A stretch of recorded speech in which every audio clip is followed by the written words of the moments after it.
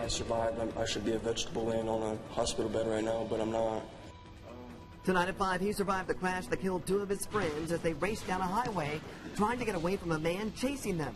Well, tonight the victim is now speaking out for the first time, even as he faces the driver of that other car. Our Steve Jefferson caught up with him outside the courtroom. And Steve, the message from this guy who lost his friends and is still recovering isn't really what you would expect. Yeah, Daniel Cannon went to court today, and it's here at I-70 and Harding Street where Daniel Cannon himself and the teenagers admit to high speeds here on I-70 you see behind me.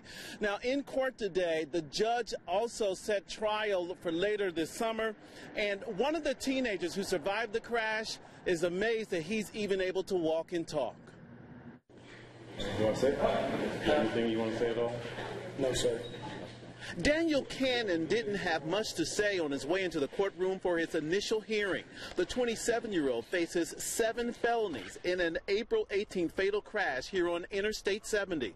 The crash claimed the lives of 2 students from Ben Davis High School. In the very same SUV, Christopher Church, who somehow survived and wants Cannon held accountable. What do you want to happen? Him to at least serve minimum 10 years.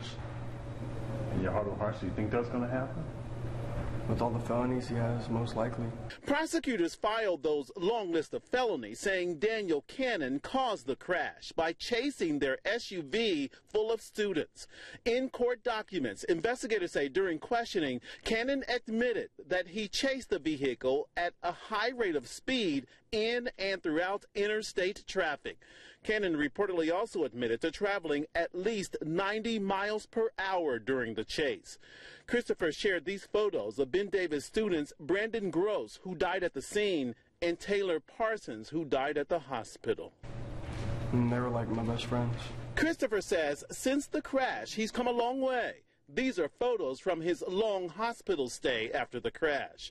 The teenager says at one point doctors had even planned to take him off life support.